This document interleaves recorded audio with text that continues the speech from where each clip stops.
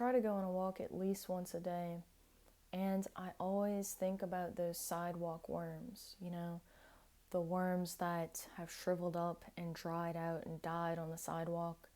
And I always wonder, when they were crossing, when they started crawling on the sidewalk, like, did they know that it was going to be so hot and they were just going to die in the middle of their journey?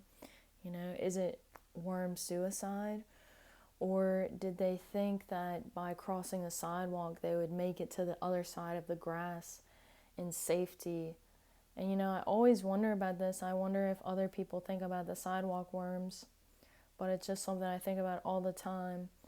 And it like reminds me of like how we get in certain situations and relationships with people, and it's like we don't realize the effects that it has on us until it's already too late, till we feel like this separation inside of us, or like we've lost track of our health, and we feel so lost and like dead inside.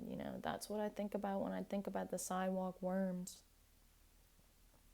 So I can't be the only one thinking about this. Can't be me. But yeah, I just wonder. It reminds me of like also too the process of heat. I think about temperature a lot. I think about heat and temperature because I'm always thinking about the cell, and without heat, temperature, without energy movement in the body, like we're dead.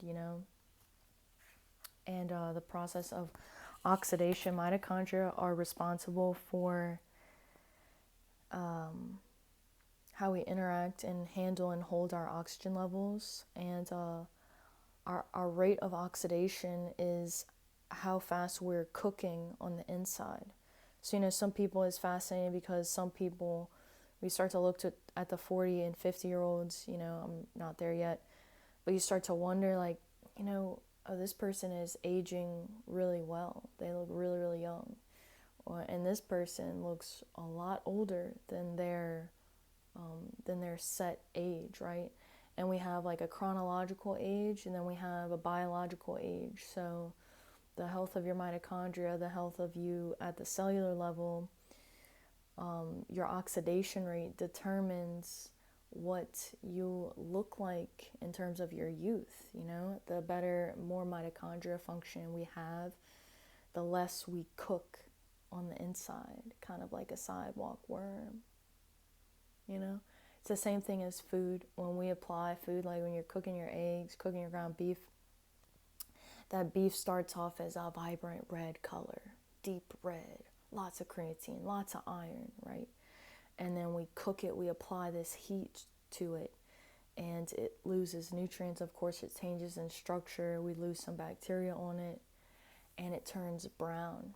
And if you've never looked up like a set of smoker's lungs from a set of non-smoker's lungs, smoker lungs are brown. They call it glycation. So it's like basically like a sugaring of the body. Like the body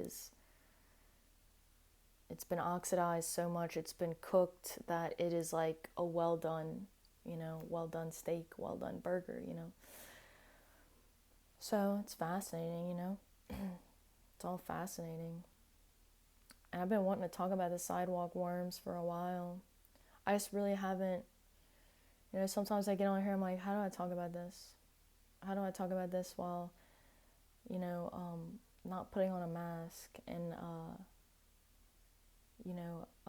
trying to have like a certain set energy for when I hop on here.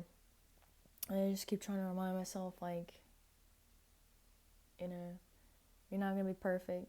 And not everyone's going to like you. And, just go make the video. You want to talk about something, just go make the video. So this is me here trying to make this video. Because I don't know if you've ever made videos and posted them on the internet, but sometimes it could be challenging to do so. So anyway, I love the ambition of the sidewalk worms. I deeply admire them. Deeply, deeply admire them. I can't imagine that it's a suicidal situation. I really think that when they first started out, they had the best intentions. They had the best intentions. They were set out for exploration. They had their heart open. They were waiting to find new land, new opportunities. And then boom, oh, it's a little toasty in here. Oh, it's really, really hot. Oh, it's like, have you ever been in a sauna and it just gets so hot all of a sudden? You're like, wow, it's hot. Or like, have you ever had to like, it's funny, it just popped in my head. I don't even know if I should say it, but if you ever had to like poo really badly, you know, and it just suddenly comes on and it's like, oh my God, I'm about to shit my pants. You know, that's how it feels. That's what it feels like. So anyway, I'm gonna leave this here. I hope that you have a beautiful day, because it is a beautiful day, and I will catch you next time.